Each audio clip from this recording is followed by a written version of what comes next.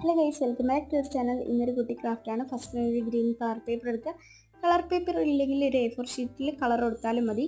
അത് കഴിഞ്ഞിട്ട് എന്തെങ്കിലും ഒരു പെന്നോ പെൻസിലോ എന്തെങ്കിലും വെച്ചിട്ട് വീഡിയോയിൽ കാണുന്ന പോലെ കുറേ വര വരച്ചു കൊടുക്കുക. എന്നിട്ട് മുകളിലത്തെ ഭാഗം മാത്രം ജസ്റ്റ് ഒന്ന് കട്ട് ചെയ്ത് കൊടുക്കുക. താഴത്തെ ഭാഗത്ത് നമുക്കിനി ഒരു പണിയുണ്ട്.